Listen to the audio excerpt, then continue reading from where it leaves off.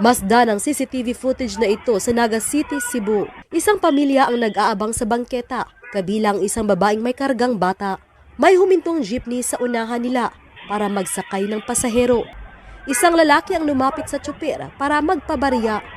Maya-maya, sinalpok ng kotseng nag-counterflow ang jeep. Tumalsik ang lalaking nagpapabarya. Nakaladkad ang babaeng pasakay sa front seat.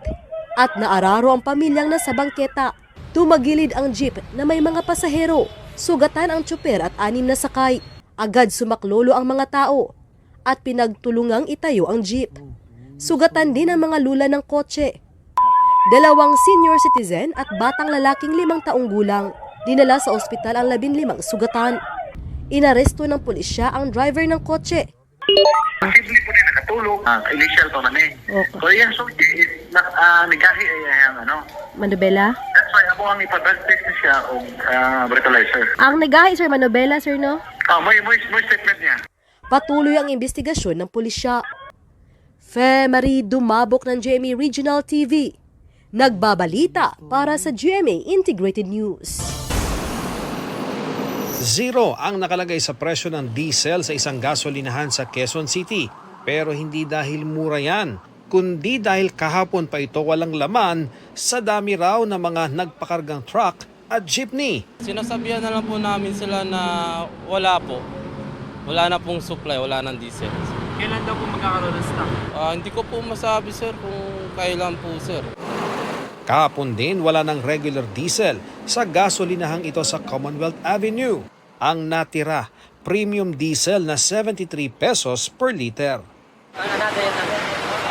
Paubos na rin ng diesel ng gasolinahang ito sa Zamboanga City. As of now, wala kami deliver na diesel. Puro mga gasolina. Sabi, wala daw stock. So kung yung naibebenta namin, yung mga previous na pa namin, order. So halos paubos na, por eso pataas yung diesel natin.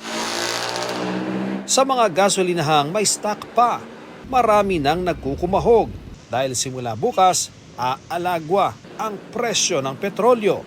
17 to 24 pesos per liter sa diesel, 7 to 13 pesos sa gasoline at 32 to 38 pesos and 50 centavos sa kerosene. Uutay-utay naman daw iyan ngayong linggo ng mga oil company. It's the replacement cost. It's not when nila kinuha, when nila binili, or when nila na-receive, kundi kung anong magkano na yung replacement. Imagine now, if we still stay with the price 2 weeks ago, wala silang pera pang bili ng bagong stock. Pero bago pa man ang anunsyong big-time price hike ngayong araw, halos karamihan sa 55 gasolinahan ang nauna ng nagtaas presyo. Pinagpapaliwanag sila ng Department of Energy kung bakit di sila dapat bawian ng Certificate of Compliance dahil sa di pagsunod sa fuel pricing para sa March 6 to 9. Pag hindi po sila or hindi na kontento ang Department of Energy sa kanilang mga reasons, magbibigay po tayo ng administrative na mga kaso kasama or hiwalay pa po dyan yung pwedeng ibigay na criminal case. Nagbabala rin ng Malacanang sa mga profiteer. Kasi kapag po napakita rito na sila po ay may mga fraudulent acts, maaari po silang makansela ng permit sa kanilang mga transaksyon. Nagpaliwanag naman ang manager ng isang gasolinahan sa Fairview. Bali, nung araw pong yun, mataas po yung kuha ng amo namin po eh. Pero yung pagtaas po niyan, hindi po namin alam. Yung inuutosan lang po kami nung amo namin. Sa ngayon, hindi pa masabi ng DOE kung masusundan sa susunod na linggo ang wagas na taas presyo sa petrolyo. May supply pa naman daw ng langis hanggang sa katapusan ng Abril at madaragdagan pa. Fortunately, the companies now have secured enough for about 50 days, I think, no? Since last week, so that's 40 days more. So ngayon, nag-o-order na sila ng panibago para po sa end of April or after April. Sabi ng isang ekonomista, dapat madagdagan pa ang supply hanggat wala pang katiyakan kung kailan huhupa ang krisis sa Middle East. Country must have at least 90 days worth of oil reserves sana. There's a lot of uncertainty here. And yung uncertainty na yan has to do with how long mangyayari itong kaguluhang to. Ian Cruz nagbabalita para sa GMA Integrated News. Ilang pagdiriwang ang nabalot ng aberya. Sa Quezon City, isa ang nagtamo ng paso sa pinaglaruan umanong food warmer. At sa Baguio City, 8 ang sugatan dahil sa pumalyang fireworks. May report si Mark Salazar. Ang mahigit isang buwang Panagbanga Festival 2026 sa Baguio City nagtapos sa makulay at engrandeng fireworks display kagabi sa Burnham Park. Happy New Year! Pero ang mala New Year feels na pagdiriwang ginimbal ang pagbagsak ng fireworks na sumabog sa isang grupo ng mga manonood. Sa investigasyon ng pulisya, nagluko umano ang isa sa mga pailaw at tumama sa bahagi kung saan nakapwesto ang mag-anak na mula pa sa Pangasinan. 7 sa 8 sugatan ang nagtamo ng first-degree burns, habang ang isa inoobserbahan sa ospital dahil sa matinding sugat sa paa.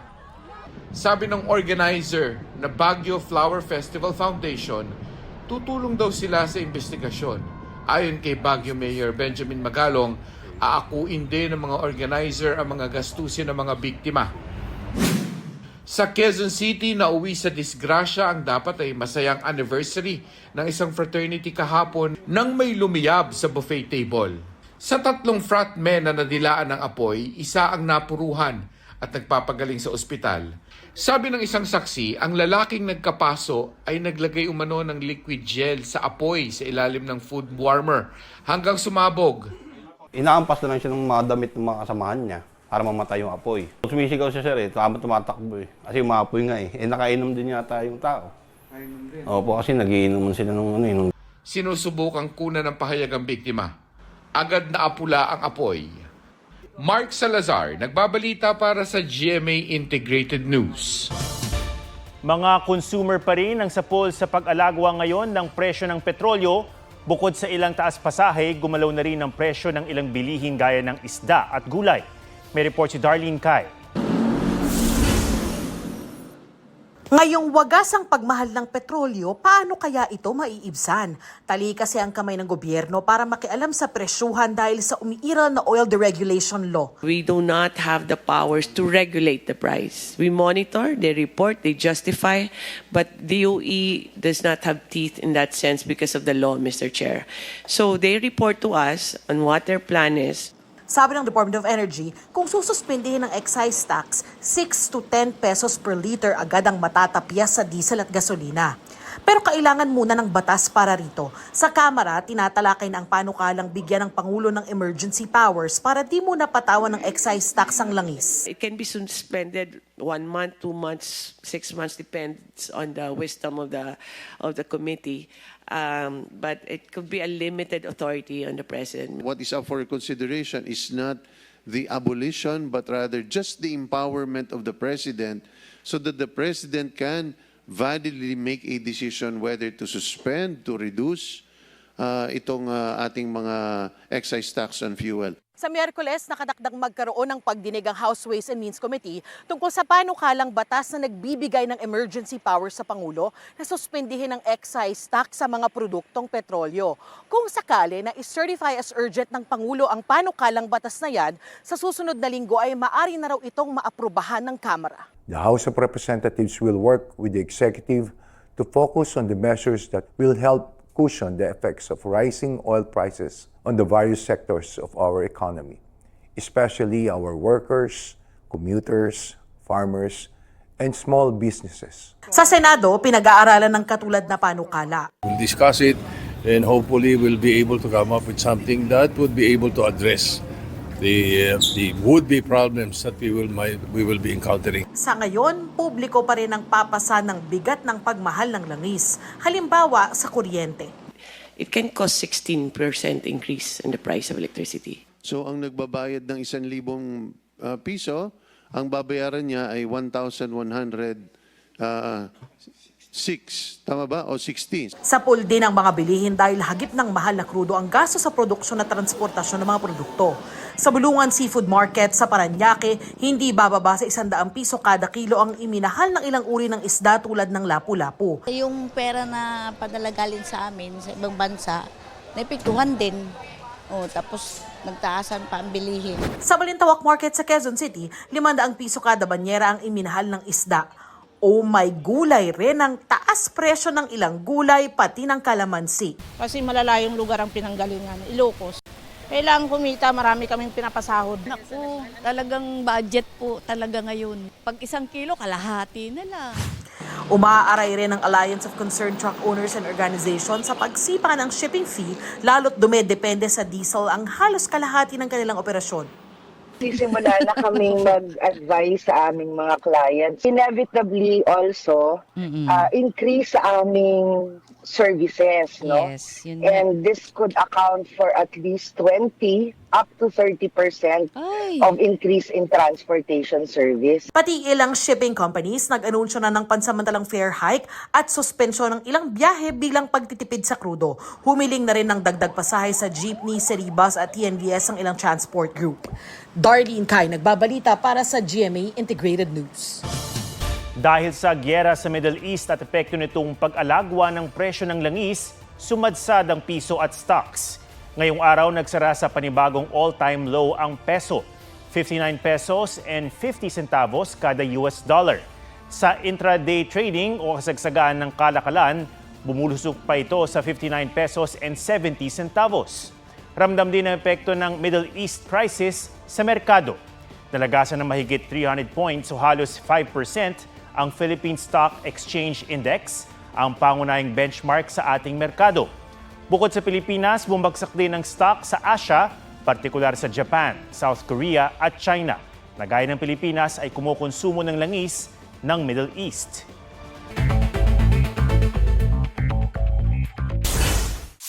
Sunog na lalaki at babae natagpuan sa loob ng natumpok na sasakyan sa Peñaranda, Nueva Ecija. Tinutukoy pa ng pulisya kung sino ang dalawang biktima. Mga pineging parte ng sasakyan, luxury goods at iba pang produkto kumpiskado sa ilang establishmento sa Manila. Mahigit 200 milyong piso ang halaga ng mga kontrabando. Naharap sa reklamong paglabag sa Intellectual Property Code ang mga nasa likod nito na patuloy pang tinutugis. Chinese handler ng mga Pilipinong umano'y informant para sa China na tukoy ng mga otoridad.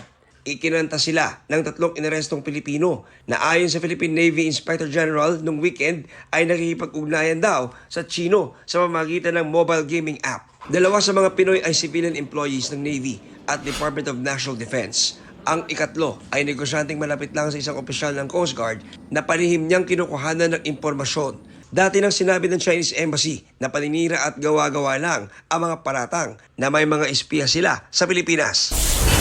Kampanya para sa non-permanent seat ng Pilipinas sa UN Security Council at panawagang kapayapaan at pagresolba ng krisis sa Middle East. Layunin ni Pangulong Bongbong Marcos sa kanyang 2-day working visit ngayon sa Amerika.